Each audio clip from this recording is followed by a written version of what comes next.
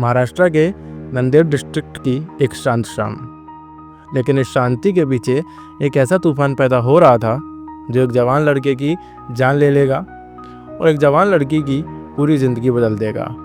ये कहानी है आंचल और सक्षम की, एक प्यार की कहानी जो कहीं ना कहीं सोसाइटी, इज्जत, ईगो और कास्ट की वजह से ख़त्म हो गई।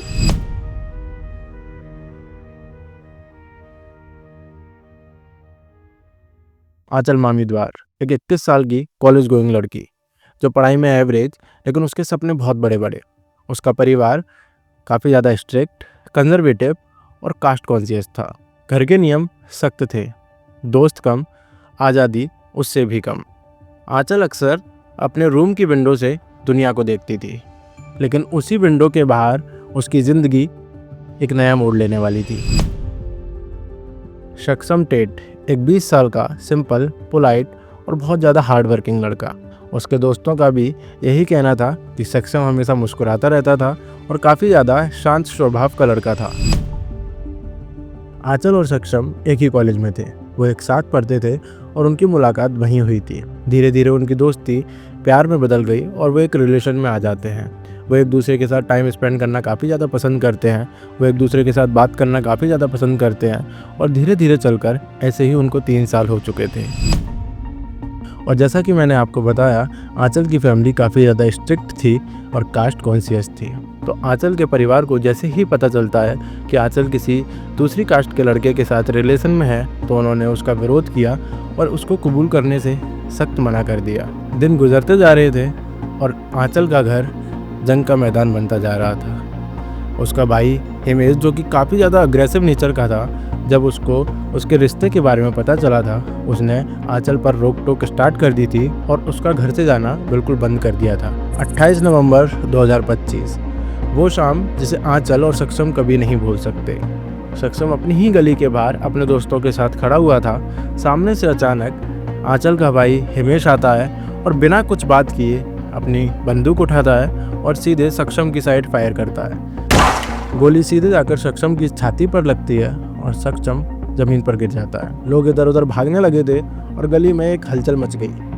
हिमेश आता है और उसको देखकर मुस्कुराता है और एक टाइल उठाकर उसके मुंह पे वार करने लगता है। सक्षम की वहीं मौत हो जाती है। पुलिस ने कुछ ही घंटों में 3 लोगों को गिरफ्तार कर लिया था, हिमेश मामीद्वार और उसका भाई साहिल और उनके पिताजी गजानन मामीद्वार को। केस में BNSS, SC/ST और आर्म्स एक्ट जैसी गंभीर धाराएं लगाई गई। सक्षम की मौत हो चुकी थी और अब वो होने वाला था जिसकी वजह से शायद मैं ये वीडियो बना रहा हूँ, या आप सब भी अभी तक इस केस के बारे में जान चुके होंगे। अगले दिन जब उसके अंतिम संस्कार के लिए उसकी बॉडी उसके घर पर लाई गई, तो सब लोग देखते हैं कि आंचल आती है और वो वहाँ बैठकर सब लोगों के साथ रोती है और आंचल सक्षम के नाम की हल्दी लगाती है और उसके ही खून से अपने हाथ से अपनी मांग भरती है। वो बोलती है कि मैं सक्षम से शादी कर रही हूँ और अब मैं इसी घर में एक बहू की तरह ससुराल में रहूँगी। ये सुनकर सब लोग शॉक्ड हो गए थे और देखकर चौंक गए कि आंचल आखिर ऐसा कर क्यों रही है। लेकिन उसने ये बोला कि मेरे पापा और मेरे भाई हार गए और मेरा प्यार जीत गया। मारने वाले जीत कर भी हार गए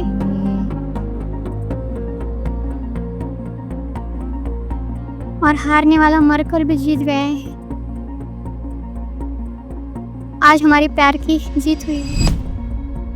उसने अपने घर वालों के अगेंस्ट जाकर उन पर केस भी किया और ये देखकर सब लोग बहुत ज़्यादा खुश भी हुए और काफ़ी लोग हैरान भी हुए। सक्षम की माँ टूट चुकी थी, उसने अपना एक बेटा खो दिया था और वो केवल सबसे यही पूछ रही थी कि मेरे बेटे का आखिर क्या कसूर था, क्या प्यार करना गुनाह है, या उसने कभी किसी के साथ बुरा नहीं किया तो उसके साथ बुरा क्यों हुआ। वो तो एक शरीफ लड़का था, तब भी उसको इतनी बेरहमी से क्यों मारा गया। लेकिन इसका जवाब किसी के पास नहीं था। यह केस सिर्फ यहीं ख़त्म नहीं होता है।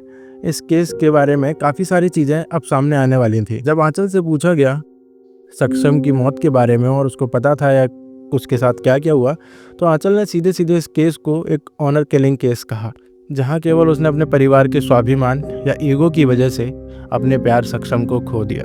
आंचल से जब चीज़ें पूछी गई तो आंचल ने ऐसे ऐसे खुलासे किए जो इस केस को एक अलग ही मोड़ पर लाकर खड़ा करता है। आंचल ने बताया कि उसका भाई 28 नवंबर की सुबह उसको एक पुलिस स्टेशन लेकर गया था और हिमेश ने उस पर दबाव बनाया कि सक्षम के खिलाफ एक फॉल्स केस रजिस्टर करवाए और बोले कि उसने उसका रेप किया है और ज़बरदस्ती उसके पीछे पड़ा हुआ है। लेकिन आंचल ने ये सब करने से साफ मना कर दिया। उसके बाद उसे काफ़ी ज़्यादा फोर्स किया गया और ये सब 2 पुलिस वालों ने देखा। तो पुलिस ने आकर सीधे ये बोला कि अपनी बहन को क्या समझा रहे हो, यहाँ डेली डेली क्यों आ जाते हो, जो भी लड़का है सीधे जाकर उससे बात करो या उसको जो करना है उसको करो।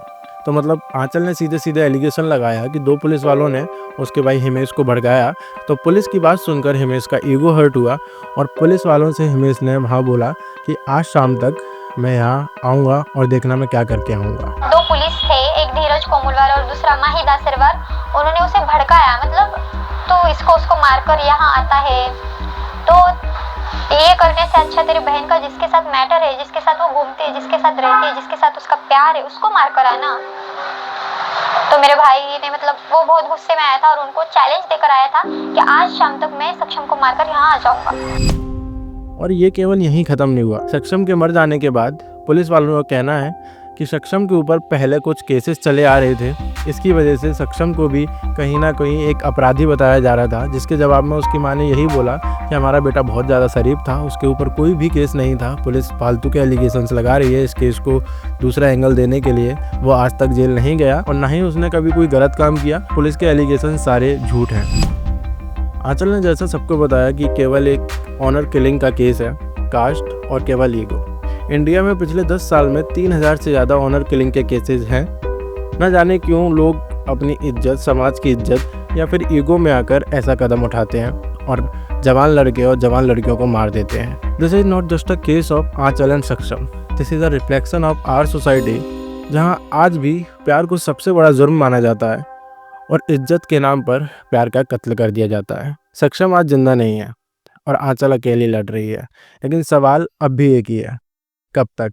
कब तक कास्ट, ईगो और ऑनर की वजह से जवान लोगों की जान जाती रहेगी और लोग अपने प्यार को खोते रहेंगे?